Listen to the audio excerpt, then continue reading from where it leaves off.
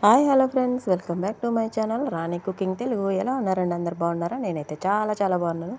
మీరు కూడా బాగుండాలని మనస్ఫూర్తిగా కోరుకుంటున్నా. ఈరోజు రెసిపీ మనది ఏంటంటే మండే కదా, మన బ్రేక్ఫాస్ట్ కావాలి కదా. సండే అంటే ఏదో ఒకటి చేసుకొని గడిపేసుకుంటాంలేండి.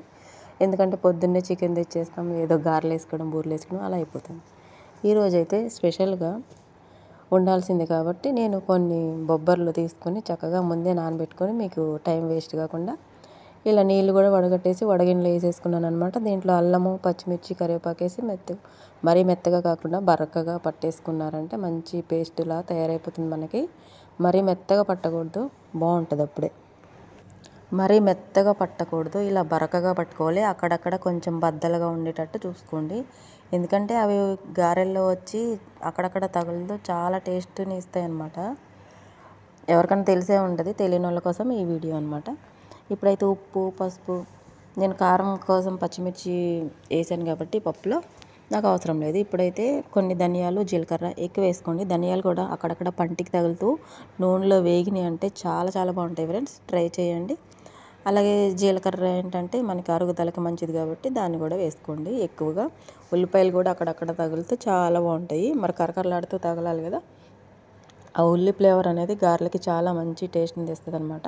మొత్తం అంతా మంచిగా కలిపేసుకొని పక్కన పెట్టేసుకున్న తర్వాత నూనె ఒక కళాయిలో వేసుకొని చక్కగా వేడైన తర్వాత మరీ హీట్ అయిపోకూడదు అనమాట.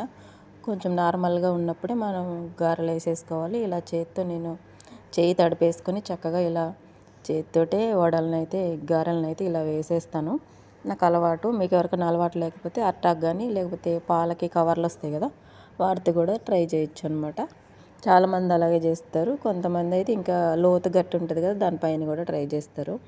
నేనైతే ఇలా చేస్తే, ఇలా చేసేటోళ్ళు కూడా చాలామంది ఉంటారు. ఇలా చేసేవాళ్ళు ఎవరైనా ఉంటే కామెంట్ చేయండి. వీడియో ఫస్ట్ టైం చూస్తే మన ఛానల్ ఎవరైనా ప్లీజ్ సబ్స్క్రైబ్ చేసుకోండి, లైక్ చేయండి, షేర్ చేయండి, కామెంట్ కూడా చేయండి.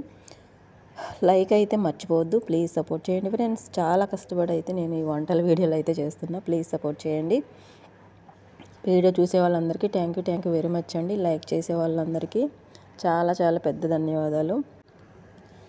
ఇంకా మనకైతే గారెలన్నీ వేసేసుకున్న తర్వాత ప్లేస్ కొంచెం తక్కువ ఉంటుంది కాబట్టి ఇది చిన్న కళాయి అనమాట. లోతు ఎక్కువ ఉంటుంది, వెడల్పు అనేది తక్కువ ఉంటుంది. ఒక 6 గారెలు అయితే పట్టాయి అనమాట. చిన్నగా వేయడం వల్ల పెద్ద అయితే పట్టవులేండి. ఇలా ఒక చిన్న గట్టి తీసుకొని చక్కగా ముందుకి వెనక్కి తిప్పుకుంటూ సన్న మంట మీద కాల్చుకోవాలన్నమాట. ఎక్కువ మంట పెట్టేస్తే రంగు వచ్చేస్తాయి కానీ లోపల అనేది ఉడకదనమాట, తెలిసిందే కదా. ఎవరికన్నా తెలియని వాళ్ళ కోసం ఈ టిప్ అనమాట. దగ్గరుండి కాల్చాలి, లేదంటే మాడిపోతాయి. మనం ఈ గారెలు పొయ్యి మీద పెట్టి ఏదైనా పని చూసుకొని వచ్చేలోపు ఈ గారెలు మటాస్ అనమాట. అలా అయితే చేయకండి. చూడండి, ఇప్పుడైతే గారెలు అనేటివి మంచి గోల్డ్ కలర్లో వచ్చేసినాయి కదా.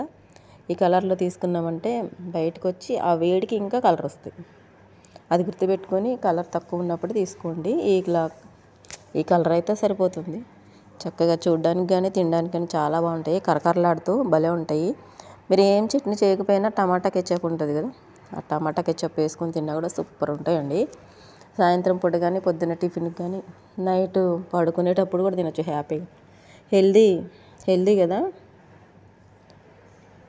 కదా ఈ బొబ్బరి గారెలు అనేటివి. పొట్టుతో సహా మనం వండుకుంటున్నాం కాబట్టి ఇంకా హెల్దీ అనమాట. ఫైబర్ ఉంటుంది దీంట్లో, అన్ని రకాలుగా అన్నీ బాగుంటాయి, అన్ని విధాలుగా బాగుంటాయి అనమాట. పిల్లలకి పెద్దలకి అందరికీ బాగానే ఉంటాయి. కరివేపాకు ఎక్కువ వేసాను చూడండి. నేను కరివేపాకు బొబ్బర్లు గారెలు అని చెప్పొచ్చు దీన్ని. నేను టైటిల్ కూడా అదే పెడతాను, కరివేపాకు బొబ్బరి గారెలని. చూసేయండి, చూసి ఎంజాయ్ చేయండి. నచ్చితే ఒక లైక్ చేయండి, మన ఛానల్ సబ్స్క్రైబ్ చేసుకోండి. ఇలా పిండి ఉన్నంత వరకు గారెలన్నీ ఒకటి వేసేసుకోవాలన్నమాట. పెద్దది పెట్టుకుంటే ఏంటంటే 2 సార్లు అయిపోతాయి. నా దగ్గర అంత పెద్దది కళాయి లేక చిన్న దాంట్లో పెట్టాను అనమాట. మీకు పెద్ద కళాయి ఉంటే కనుక ఒక 2 ట్రిప్పులకి అయిపోతుంది, మీరు నానబెట్టుకున్న పప్పుని బట్టి. నేను ఒక 2 గ్లాసులు నానబెట్టానండి అంతే. ఇన్ని ఎక్కువ గారెలు వచ్చినాయి అనమాట. కొంచెం పప్పుతో ఎక్కువ గారెలు వస్తాయి, టేస్ట్ కూడా అదిరిపోతుంది. కరకరలాడితే చాలా బాగుంటుందండి, ట్రై చేయండి తప్పకుండా. వీడియో ఎలా అనిపించిందో కామెంట్ చేయండి, మన ఛానల్ సబ్స్క్రైబ్ చేసుకోండి, లైక్ చేయండి. కెచప్ తోటి అయితే అద్భుతంగా ఉన్నాయి గారెలు. ఇరుస్తూ ఉంటే కూడా సౌండ్ వస్తున్నాయి అనమాట. ఇలా కెచప్తో కూడా తినేయచ్చు సింపుల్గా. చట్నీలు అవి ఏం చేయకపోయినా కూడా నచ్చితే ఒక లైక్ చేయండి ప్లీజ్.